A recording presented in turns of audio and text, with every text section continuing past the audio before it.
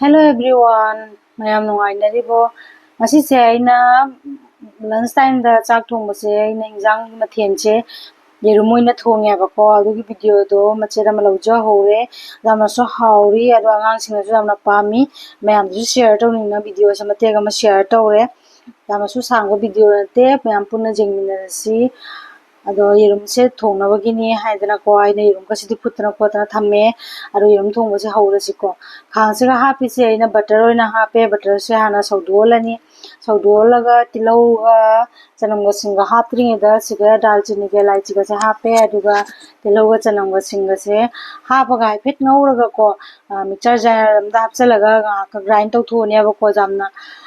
kupna natabadare ahing bado oiradi nungaite adana so duna haipet ngauthoga grind tau thokpani ba ko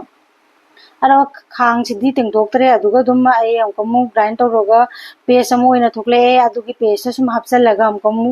ngaure ba ko haidi butter gi saruk jawbani na sum thawro thokle aduga ina siga tomato khara amasu sumaina mixture ta khairaga paste oina semaga thammi ko adum hapsalaga ngaha mu ngawinare tomato dagi tholakpa magi mahi se khara kangba phawbagi ngaure thum khara hapsalle ina thakadaba changi thumdo muka sum hapsalle aduga magi mahi se kangba phawbagi sumaina okhairaga ngaure ngauro matungda siga masala khara amasu ina jainga jiraga moro subaga siga tillaga thamme aduga yerum singdusu siga phutoga maku khoktoga thamme ba ko ase hakpadi oidre hakpa khotpa tawdre ina asi thongba yerum se asmai sum mapum mapum tawraga thamme aduga siga ngaurba masala si su mahi se khara kangjalle adu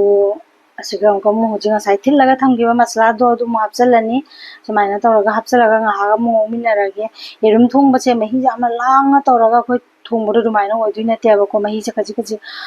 kitang to oidui ne duna ne masala mahi hapaloraga khaji amaga mu hapsalaga sumaina ngaha ngauminare masala sina mule haiba kanduga yerum simu khara hapsalani yerum simu loina hapsalle yerum se hapsalaga mu ngaha ngauminarage aduga hoji jamna kuina dingauraroi abako mai se jamna kanna thaba chuna te medium flame gumbada thamini abako ado makum kumjalaga ngaha sumaina thonge aduga amkamu asiga mahau jerumi thongbusi ngasi mahau se karino oiduino aina haibado ko siga haptui se aina amul cream do amul fresh cream do adu doina siga chamos se ani ka hapchalage chamos chawbani abaina hap siga aina lau chidi chamos chawbani ko siga chamos chawse ani ni na hapi se ado mane aina freeze ta thangubagi cream se tang tight oire ko ado sum magi asaba manin je phangbadadi dum melt oye ba ko mai to na melt oire ado jamna ukhai da melt oire na cream se jamna ukhai dire ba ko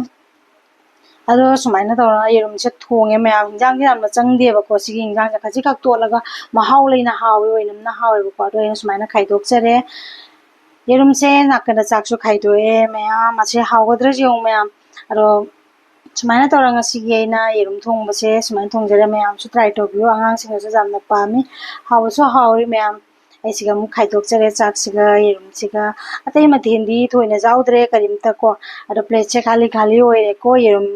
thongbasiga chak siga toira tai machan che hapdrabani na aina ado mayam hawgadra jeu mayam haibiro